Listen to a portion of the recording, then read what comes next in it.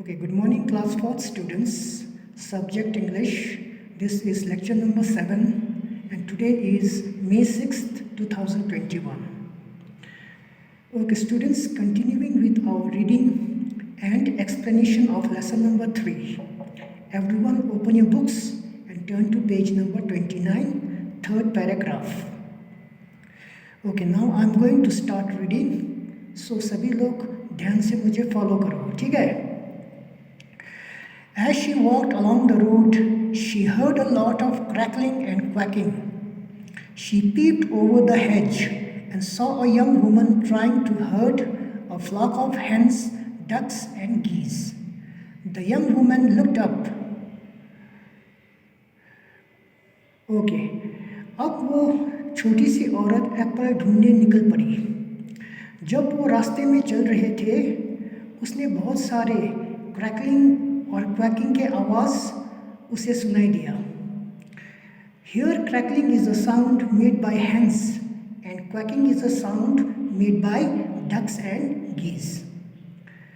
फिर उसने हेज मतलब झाड़ियों के ऊपर से एक झलक देखा तो उसने वहाँ एक जवान औरत को देखा जो बहुत सारे मतलब हेंस, डक्स और गीस के एक झुंड को खाना खिला रही थी, ठीक है? यहाँ पर हर्ड का मतलब है खाना खिलाना। फिर उस जवान से औरत ने उस बुजुर्ग औरत की तरफ देखा। ओके, अब आगे पढ़ता हूँ। Hello, she said, aren't these birds noisy? Then the young woman and the old woman started talking like old friends. The old woman showed the young woman the plums and said how much she wanted to eat an apple pie. Okay.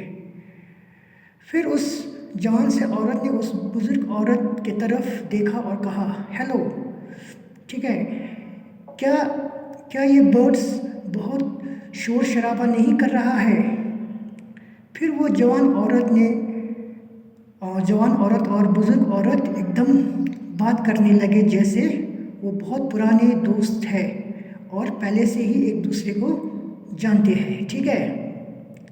फिर उस बुजुर्ग औरत ने उस जवान औरत को अपनी बास्केट के अंदर रखा प्लम्स दिखाया और ये जाहिर किया कि वो एक एप्पल पाई खाने के लिए बहुत बेताब है। ओके, अब आगे पढ़ते हैं। Oh, said the young woman, my husband wants to have plum jam and I have, okay, now turn the page, and I have no plums at all on the farm. I would love some, but I have no apples to give you.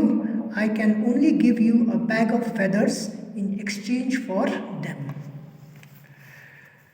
फिर उस young women एकदम बोल पड़े, ओह, मेरा husband यानी पति को plum से बना जाम खाने की बहुत शौक़ है और मेरे खेत में कोई प्लम के पेड़ नहीं है और मुझे बहुत खुशी होगी अगर मुझे थोड़ा प्लम मिल जाए, लेकिन मेरे पास आपको देने के लिए एप्पल्स नहीं है। मैं प्लम्स के बदले में आपको